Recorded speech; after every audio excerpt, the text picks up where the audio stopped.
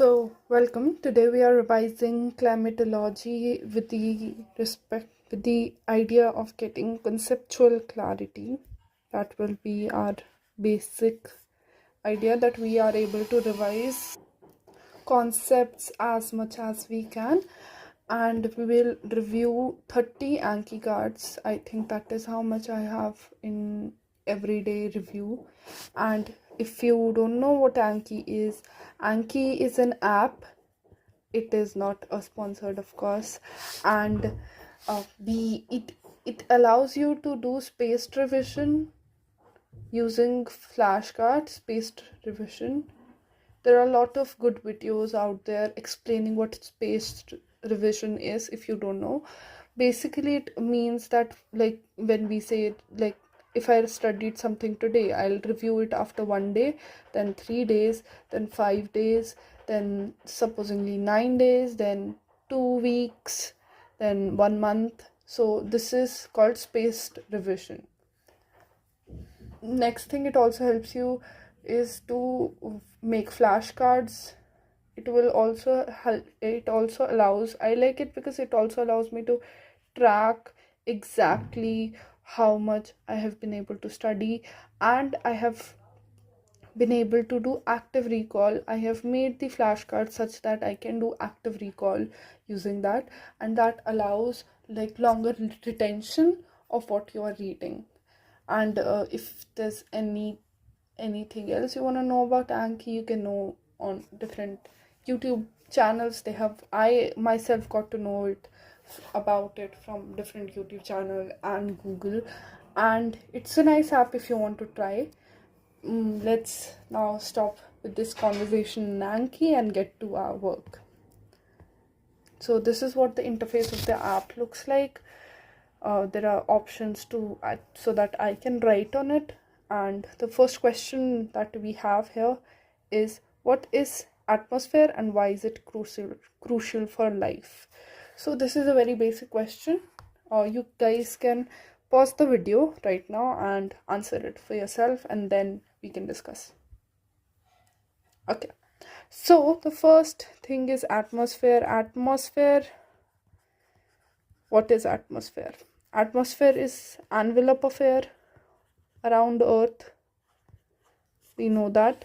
And then why is it crucial for life? Because what does atmosphere does for us? It protects us from UV rays. It protects us from meteors, because it is responsible for burning up of meteors which are coming from space towards Earth. And then it also is responsible for all the climate is happening due to this atmospheric process.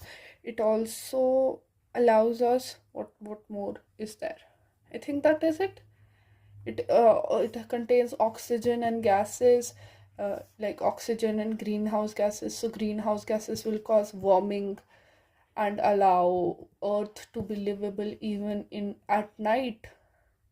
Even at night it will be livable, and like the temperature will be moderate. Oxygen and carbon dioxide allows organisms to live.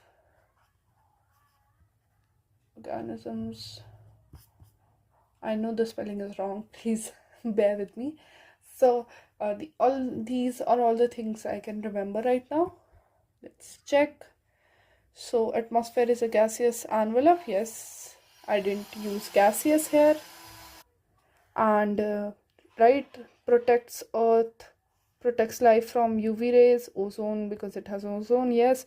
Heat retention through greenhouse gases. Yes. Meteor burning. Yes. Aerosols, radiation, and precipitation. Sorry. So yeah, we missed this, but I think it will be included in climate, because like rainfall, precipitation, everything is included in the climate. So I think we did pretty well in this one, so I'm going to rate it easy. Here, and you can also rate it like good and hard, and again means it will be repeated very soon. and then hard means it will be repeated in 6 minutes, good means 10 minutes, and easy means 9 days. So the 9 days is personalized for me. I have changed it according to what I wanted. This is what I like about Anki, that it will allow you to change it as per what you want to exactly control your learning curve and have ownership of that curve. So that is why I like it compared to any other app on the market which provides flashcarding and like reviews like this. So I'll choose easy. Next question. Next question is, how is atmospheric composition distributed and which gases matter the most? So atmospheric composition may we know nitrogen is the highest, then we have oxygen, carbon dioxide, we have water vapors, we have aerosols. What more do we have? We have greenhouse gases. And this is basically also the order in which if I just change aerosols and greenhouse gases, I think it should be there. This is the order in which their composition is, like nitrogen is highest and so forth. Nitrogen, the main thing why it matters, because it dilutes oxygen in the atmosphere, because if nitrogen was not there and more oxygen was there, even wet leaves in our planet, in our world, even wet leaves will just combust as they are, like as we see them right now. It will just combust because of how readily oxygen will be there. So even wet things will combust. So oxygen at what we have right now is the like the perfect amount. If it was more than this, we everything would be burning. Just like how if you keep potassium out in the air, it will catch up fire. Similarly, oxygen, if there was more oxygen in the atmosphere, everything will catch up fire. Oxygen is of course important for combustion, for respiration, for organisms. Carbon dioxide, again, for plants it is very important. Water vapors is important because it creates climate, humidity. It is also responsible for rainfall. Then aerosols act as hygroscopic nuclei. Scopic, how do we spell it? I forgot, sorry. 1 minute. Hygroscopic, yes, hygroscopic nuclei. So hygroscopic nuclei means the water vapor will form around these particles. Greenhouse gases, again, warming of the atmosphere so that we can also live on earth at night, because if it was not so, the night will be too cold and the days will be too warm. Let us check the answer. I wrote too much. I think I'll just erase it a little. Yes. So nitrogen, oxygen, dry air, CO2, water vapor, it controls greenhouse weather, yes. Aerosols scatter and absorb radiation, yes, I forgot to add that. It also, yes, let's add it here. It also is responsible for scattering and absorbing radiation, which like insulation, the insulations which come from sun to earth, it scatters it out again, and then also absorbs it. So aerosols are responsible for that. We forgot to add this, and I think I did pretty good in this one. So yeah, condensation nuclei means hygroscopic nuclei. Yeah, and we did pretty good in this one. So I'll again do easy on this, and it's not that important, it's just for that conceptual clarity. Next question. What are the atmospheric layers by thermal structure and why do they matter? Okay, this is asking us about the thermal structure. I'll take white, and we know that there is something like this. If this is height, this is temperature, and I'll make different layers.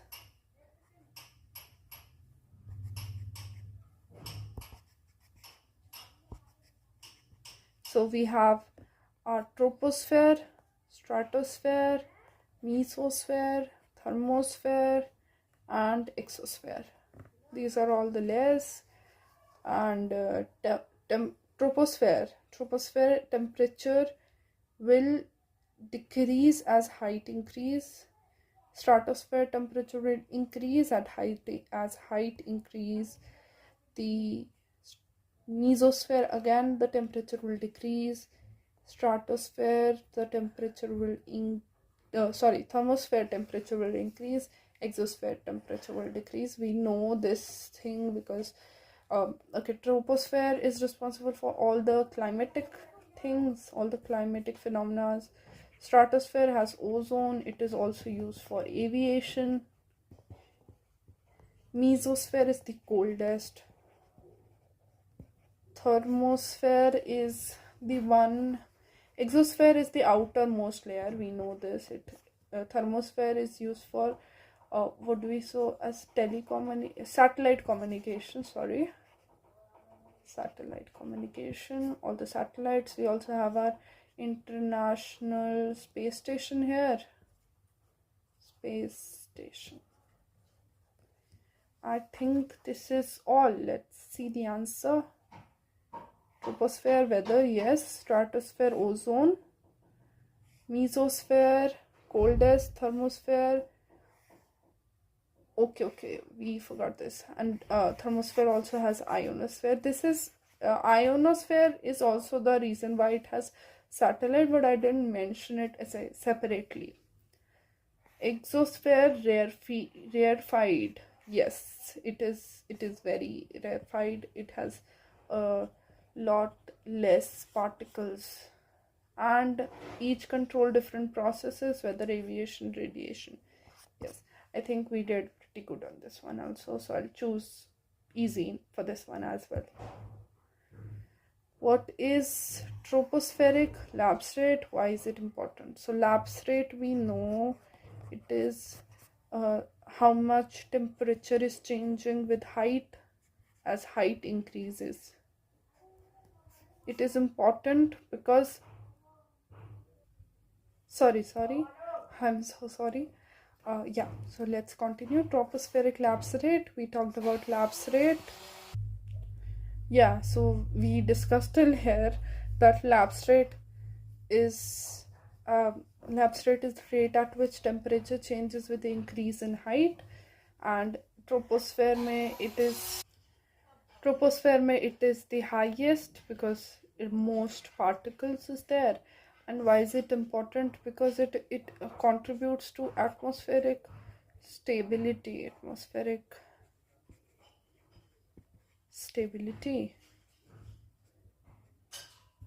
So yeah, that is why, that is all. Yeah, it governs atmospheric stability. Steep lapse means convection or thunderstorm. So more the lapse is steep, the quicker the temperature is changing. As height is increasing, the more convection will be there. The less the temperature is changing with height, the stable conditions and suppressed mixing will be there. Temperature decrease with height. Sorry, I think I by mistake said increase. It, of course, troposphere temperature decreases. We just discussed it in the last question. So temperature decreases with height. I'll do easy in this one again. Albedo, and explain its climatic effect. I'll give you time to answer. Okay, so albedo is the rate of absorption. How absorption radiation, how much insolation the solar radiation is being, incoming solar radiation, insolation.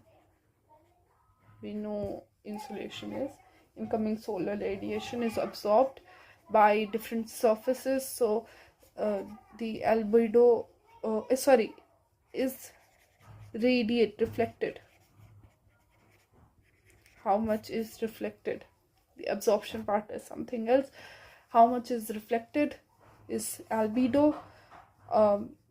So like ice has very high albedo, while supposedly clouds have high albedo. There are surfaces like rock surfaces. If there are bare rocks anywhere, the albedo will be low, as most of it will get absorbed.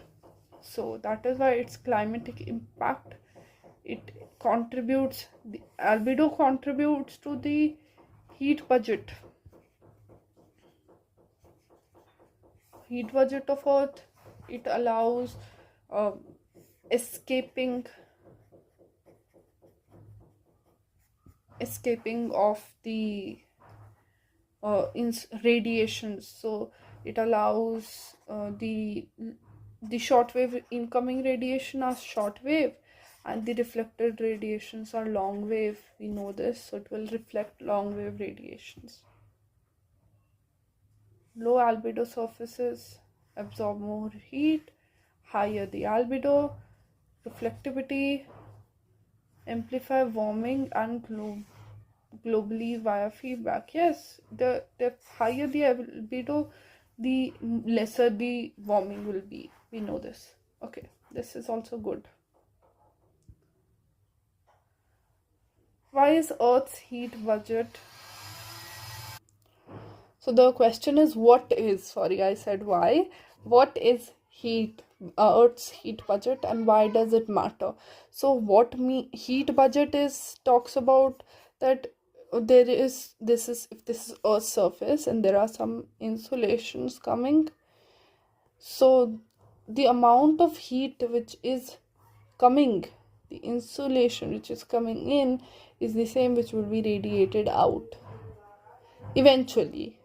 And there's this whole calculation that there will be some which will be reflected back immediately, some will be absorbed and radiated slowly, and that is what the heat budget of Earth is. That it is, the net is zero, but the time, there is a delay of radiation. It will be radiated delayed, it will be delayed, and every second heat is coming certain amount, and every second certain amount is being radiated. It's just that there is a delay in radiation. Why does it matter? Because it makes the Earth livable, of course. Because of this heat budget, we are able to live on this Earth. Because of this heat budget, this is the delay which is caused by, of course, there are greenhouse gases, there are water bodies, there are land which sort of absorb these heat coming from sun and then radiating it slowly. So this slow radiation, this absorption, this delay is what makes it livable. And this is also the reason why global warming is occurring. You can say that. Incoming shortwave solar radiation, we just talked about this shortwave thing in the last thing. Long wave radiation, terrestrial, yes.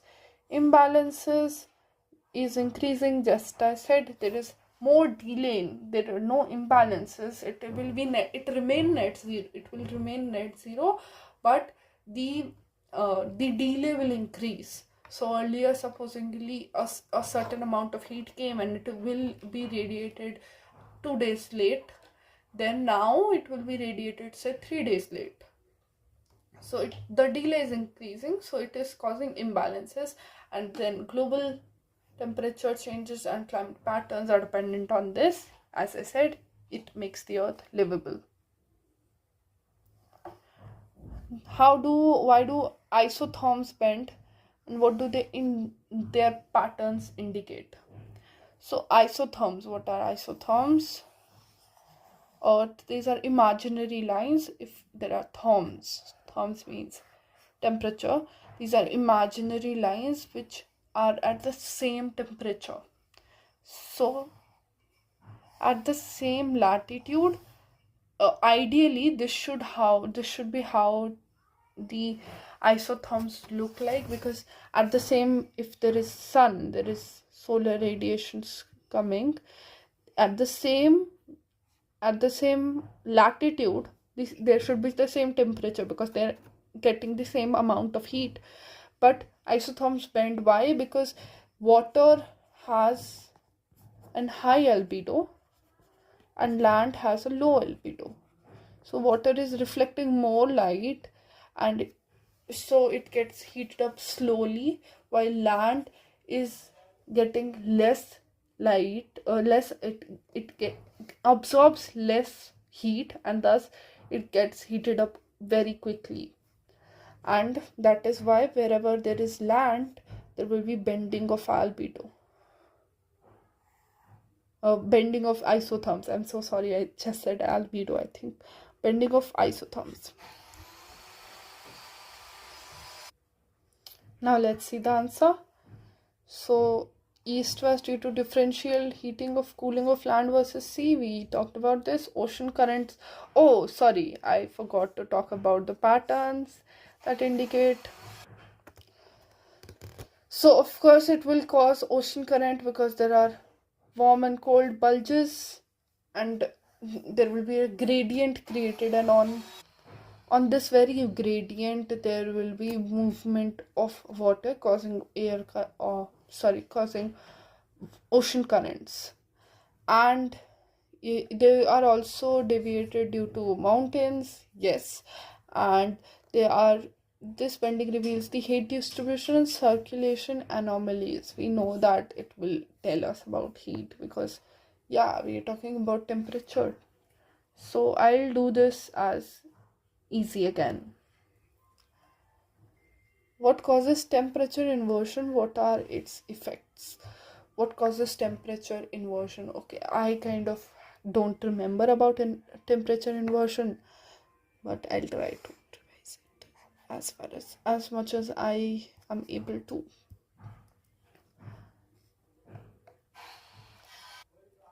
So temperature inversion, as far as I can remember, it is caused due to cold long nights. It also need to be windless, and its effect will be it causes the temperature to increase. Inversion is of course because like normally if there is temperature decreases with height for a very small distance, the temperature will increase with height. So the temperature it will increase with height means for very small height it will increase and then it will decrease again. So this will cause an effect of like a sweater like effect, because it usually occurs on long cold nights. It will create an insulation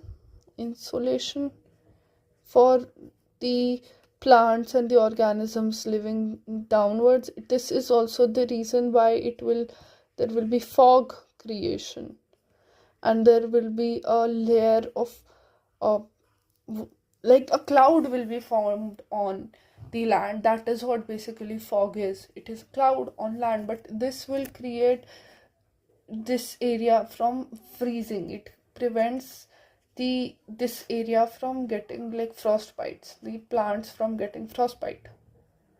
And but the other negative impact is because it creates a moist and cold environment. It is moist and cold. It will give way for diseases and viruses and bacteria grow. They basically they are able to flourish in this type of environment. So that will be the best type of environment for kide makade diseases to grow in this area. Let's check.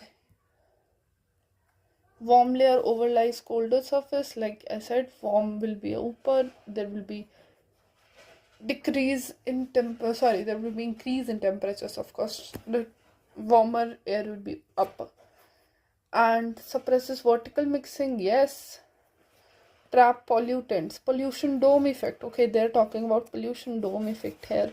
I did not talk about pollution dome effect here, so I'll keep it in good, I think, because this is an important topic. If we are talking about temperature inversion and its effect is pollution dome, and it is very much realized in India, especially in Delhi. So yeah, it should be there. Protect frost se bachata hai, yes, and increase fog. So this is the only point I have missed.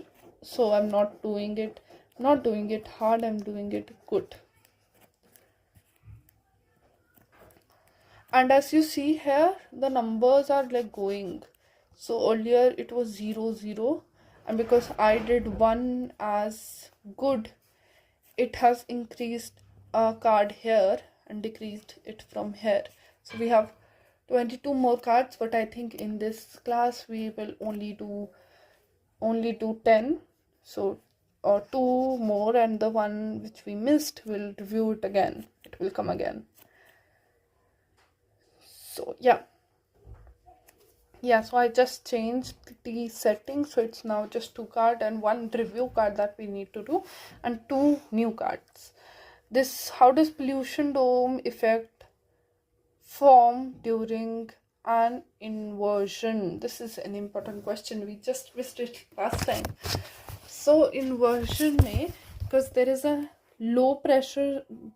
high pressure system, the system at the near the ground is high pressure, and there is a low pressure system sitting on top of it, because as we talked about it, the temperature will increase with height. So the lower level has low temperature and thus high pressure, and the upper level will have higher temperature compared to this. I'm not saying it's summer up in a kilometer up, but not like that. It's not summer there, but relatively there is high temperature here and high temperature. Sorry.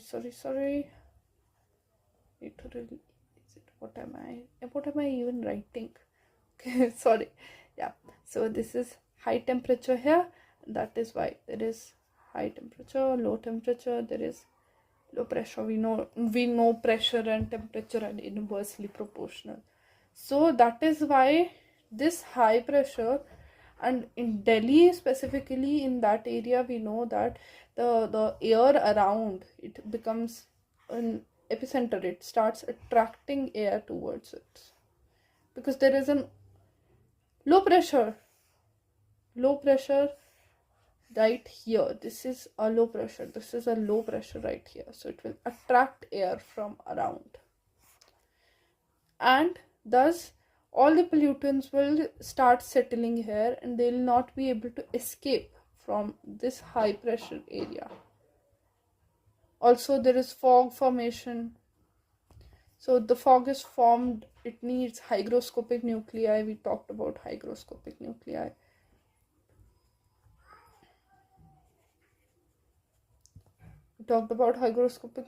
So all these will cause these pollutant particles will have water condensed around it, causing to form fog, and this pollutant infused fog is called as smog.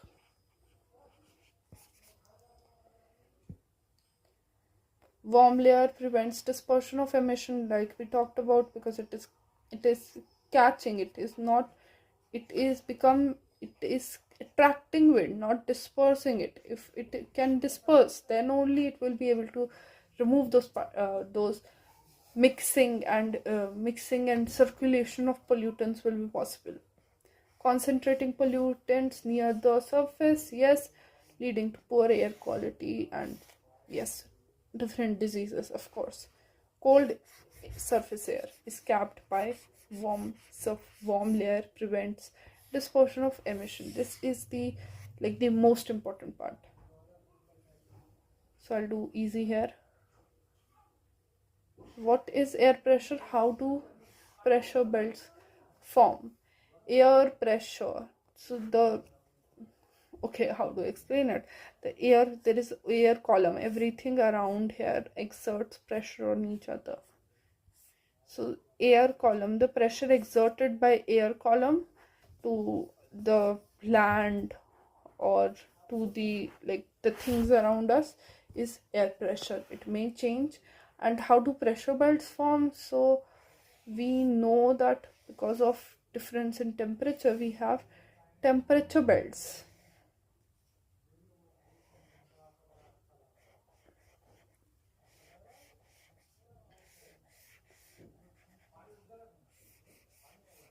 Sorry for the bad drawing. We have equatorial low pressure because it gets the most amount of radiation, so highest temperature. Then we have polar high pressure because it has the lowest temperature. Now what happens between these two might confuse you, because here we will have a high pressure and here we will have a low pressure. This will be called subpolar low, this will be called subtropical high pressure.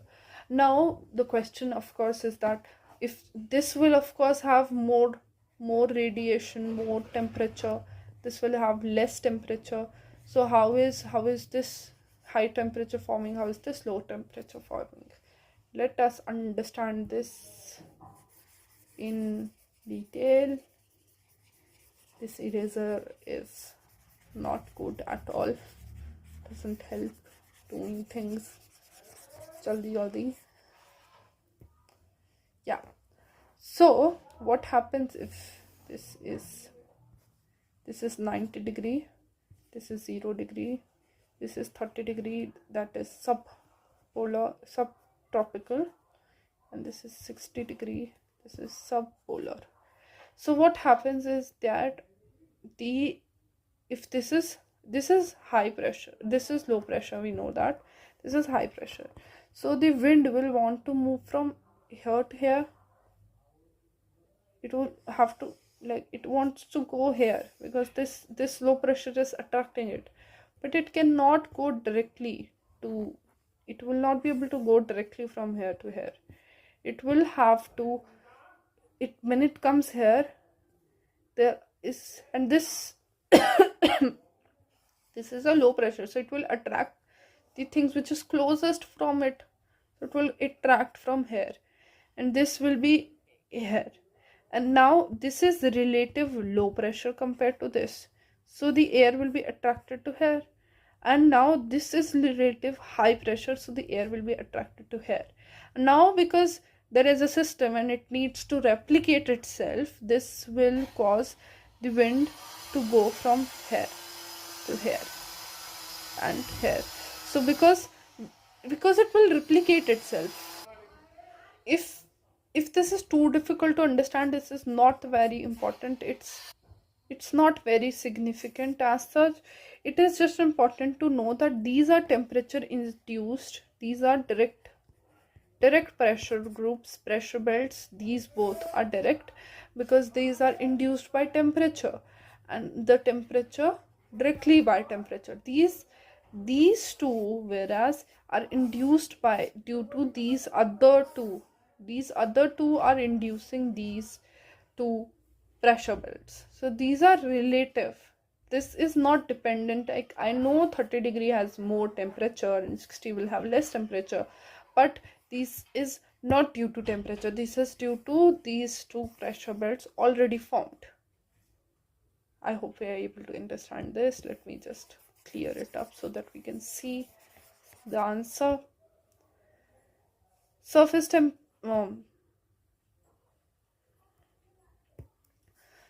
pressure is the weight of overlying air. Yeah, the air column is putting pressure on the land. Differential heating produces thermal belts, equatorial low and subtropical high, while wind circulations create dynamic belts. This is not subtropical high. I think I did a mistake. This will be a polar high. So these are caused by differential heating, and these two are caused by dynamic circulation. Wind causes dynamic belts. These two are dynamic. ITCZ is in equatorial low, while trade winds coverage and producing doldrum and convection. I don't think so. This should be here. I don't know why I added. This is like not related to the question. In a way related to the question, but not answering the question in that way. So we can move to the next question. I'm doing again. It was easy for me. And now the last question, which we were not able to answer, and I know I forgot pollution dome in this one, so I'll not forget it this time. What causes temperature inversion? Cold, long, windless night should be there. This is the condition for temperature inversion to occur. Then what are its effect? Pollution dome effect is there. Then there is the protects plants from frost. It is also breeding grounds for bacteria and diseases because it is cold and moist at the same time, so that is a very good thing for them, very heavenly situation for them. And am I forgetting something? I think let me remember. What was it? I don't remember. I think I was talking about this only. There's nothing else left. Fog. Yeah, sorry. Fog. And suppress vertical mixing. Yes. Overlies. Yes. Temperature occurs when we talked about this. Calm nights, valleys में होगा. Yes. Pollution dome protects. Yes, I think we did pretty good on this one. This time I'll be able to review it in 4 days or 2 days. I think I need one more review of this, so I'll do good on this one so that I can review it in 2 days. And that will be all for today. Thank you for your participation, and we did it. And that was all for today. I hope this session was of some use for you. You were able to understand how to use Anki, and that is how you are able to active recall.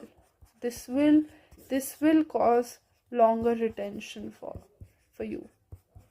There's no other way. This is the only way to recall, because the sheer amount of content we have, sheer content for prelims and mains, it is a lot. And you can make your own flashcards on Anki like I did and review it yourself. It will be of use for you. Thank you.